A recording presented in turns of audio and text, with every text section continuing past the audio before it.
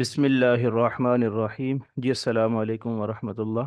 Okay जी, आज के lecture में इंशाल्लाह ग्रामर रूल को सॉल्व करेंगे हम। और पेपर पॉइंट ऑफ व्यू से बहुत इंपॉर्टेंट है ग्रामर रूल। ऑलमोस्ट एक क्वेश्चन तो इसका आता ही है। ठीक है, हर पेपर में आता है। तो आपने भी जैसे मैं सॉल्व कराऊंगा उसी को मुझे आपने फॉलो करना है, पूरी वीडियो देखनी है। सारे क्वेश्चन, कोई भी क्वेश्चन आज ग्रामर रूल का एक ही मेथड से सॉल्व करेंगे आप, इसी से। ठीक है। ओके जी, सबसे पहले जो है मैं इनकी वैल्यूज़ लिख लेता हूँ। देखें, ये एक दफ़ा इसकी वैल्यूज लिख लेता हूँ। 3 है, एक्स के साथ 3 है, 3 लिखा। 2 वाई के साथ 2 लिखेंगे, वाई के साथ। एक्स के साथ कुछ भी नहीं है तो इसके साथ 1 लिखेंगे। 5 है जी, उसके बाद इक्वल है 12 और 17। साथ इसके ना एक दफ़ा हम ऐसे कर लेते हैं। ये जो होता है ना, एक्स वाई भी लिखते हैं इसके साथ एक दफ़ा। एक्स और ये वाई इक्वल है। ये 12 और 17 एज इट इज़ आ जाएगा। पहला स्टेप आपने हमेशा ये करना है, सबसे पहले वैल्यूज़ को आपने निकाल लेना एक्स और वाई में से। एक स्टेप हो गया। दूसरे स्टेप में क्या करते हैं, लेट हम सपोज कर लेते हैं, इसको मैं ए का नाम दे देता हूँ। ठीक है, कि ये ए है। 3, 1, 2 और ये आ गया जी 5। और आगे क्या, एक्स वाई देखें इसके साथ मल्टीप्लाई हो रहा है तो आप मल्टीप्लाई का साइन लगा सकते हैं, या फिर आप डॉट लगा देते हैं। चलिए मल्टीप्लाई लगा देते हैं। ये एक्स और Y as it is. Okay, उसके बाद मैं किस क्या नाम दे रहा हूँ, इसको मैं नाम दे रहा हूँ बी का नाम देता हूँ। ठीक है जी, कि ये बी है।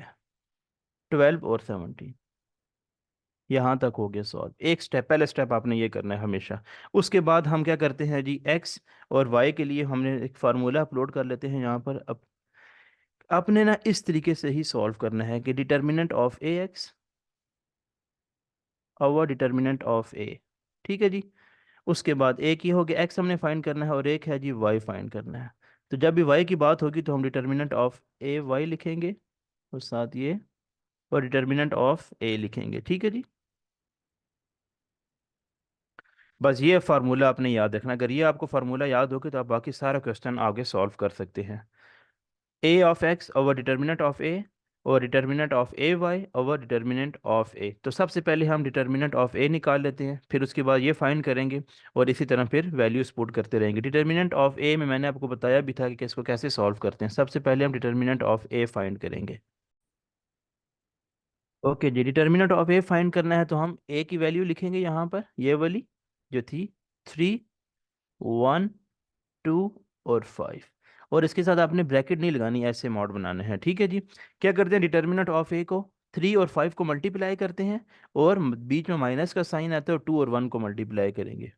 तो ये हो गया हमारे पास 3 मल्टीप्लाई बाई 5, बीच में माइनस का साइन आएगा, माइनस, और 2 मल्टीप्लाई बाई 1। तो ये आ गया 15, माइनस 2 वन ज़ा 2। 15 माइनस 2 इट्स मीन 13। तो ये हमारे पास आगे जो डिटर्मिनेंट आ गया 13 इसका। ओके, अब हमने क्या फाइंड करना है जी, डिटर्मिनेंट ऑफ ए तो आ गया डिटर्मिनेंट ऑफ ए एक्स। अब इसको फाइंड करने के लिए ना मैं इसको पहले एक रैप करता हूँ डिटर्मिनेंट ऑफ ए को। ओके, मैंने इसको रैप कर दी है, और अब हम फाइंड करेंगे डिटर्मिनेंट ऑफ ए एक्स, क्योंकि हमारे पास डिटर्मिनेंट ऑफ ए तो आ ही गया। ठीक है, यहाँ लिखूंगा डिटर्मिनेंट ऑफ ए एक्स, ऐसे लिखेंगे। और इसको जब भी ए एक्स की बात होगी ना, तो आपने जो ए एक्स ये है ना, ये वैल्यूज नहीं लिखनी एक्स के टाइम पे, ये नहीं लिखनी। और बाकी एक्स की जगह ये लिखना है अब 12 और 17 और 2 और 5 एज इट इज। ठीक है जी। और जब वाई की टाइम आएगा तो फिर मैं आपको बताऊंगा वाई की दफ़ा हमने क्या लिखना है वैल्यू। एक्स की जब भी बात होगी ना तो 3 और 1 नहीं लिखना। मतलब कि लेफ्ट साइड पर आपने हाथ रख लेना है। लेफ्ट साइड पे क्या लिखना है, वैल्यूज 12 और 17 लिखना है आपने। ठीक है जी, यहाँ तक तो आपको समझ आ गई होगी। मैं आपको एक दफ़ा दोबारा बता देता हूँ, जब भी डिटर्मिनेंट ऑफ ए एक्स की वैल्यूज़ लिखनी है ना, तो एक्स पहले आता है ना ये वाला, ये इसकी वैल्यू नहीं लिखनी। मैं इसको रैप करता हूँ ब्लू बॉक्स में ताकि आपको अच्छी तरीके से समझ आ जाए। ये नहीं लिखनी, इसकी जगह पर ये 12 और 17 लिखना है, और ये एज इट इज़ ऐसे ही लिखनी है। और जब वाई को मैं सॉल्व करूँगा ना, डिटर्मिनेंट ऑफ वाई, तो फिर मैं ये वाली वैल्यूज़ नहीं लिखूंगा, ये लिखूंगा, और इसकी जगह पर ये बी वाली वैल्यूज़ लिखूंगा। आपने ये याद रखना है। ठीक है, इसको आगे सॉल्व करते हैं। सेम वही है, 12 को 5 से मल्टीप्लाई करेंगे जी। Determinant of A X 12 multiply by 5, बीच में माइनस का साइन आएगा, और 2 मल्टीप्लाई बाई 17। ओके जी, ये क्लोज हो गया। ठीक है, यहाँ पे लाइन लगाता हूँ। ओके जी, ए एक्स इक्वल है 12 multiply by 560 minus 17 to the 34।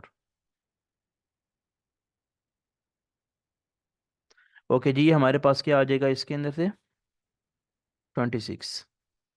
तो ये आ गया जी हमारे पास डिटर्मिनेंट ऑफ ए एक्स। अब ये दोनों वैल्यूज आ गई। अब हमने क्या फाइंड करना है? Determinant of A Y. इसको मैं एक रैप कर देता हूँ ताकि हमें एट द एंड ईजी हो देखने में। ओके जी, अब हम फाइंड करेंगे डिटर्मिनेंट ऑफ ए भी हमारे पास आ गया, डिटर्मिनेंट ऑफ ए एक्स भी आ गया। अब हमें क्या चाहिए? Determinant of A Y. इसको सॉल्व करते हैं। तो यहाँ मैं लिखूंगा determinant of A Y. Same वही करना है जैसे कि मैंने आपको बताया था।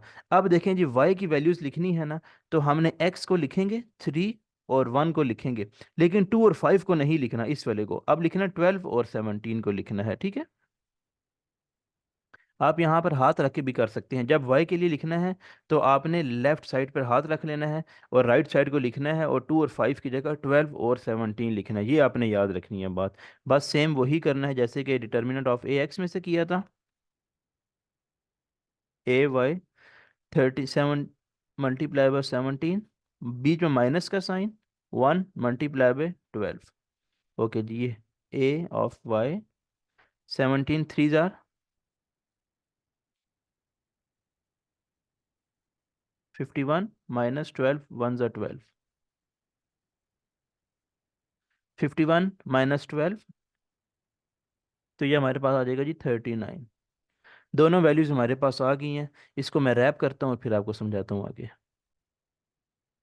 ओके जी, हमारे पास अब आ गई हैं सारी वैल्यूज। अब हम क्या करेंगे? वापस इसके अंदर हम ना, जहाँ पे हमने लिखा हुआ था ना एक्स इक्वल है determinant of A X over A, इसके अंदर वैल्यूज को पुट कर देंगे।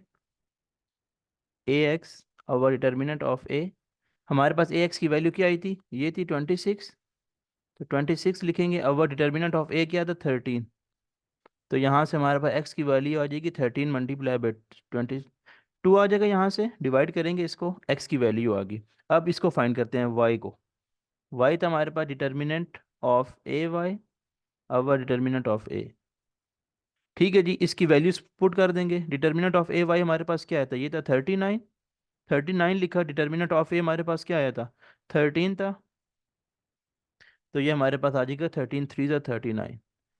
तो ये हमारे पास एक्स और वाई की वैल्यूज़ आ जाएगी। उम्मीद है आपको क्वेश्चन समझ आ गया होगा। कोई प्रॉब्लम हो तो आप मुझे कमेंट्स कर सकते हैं।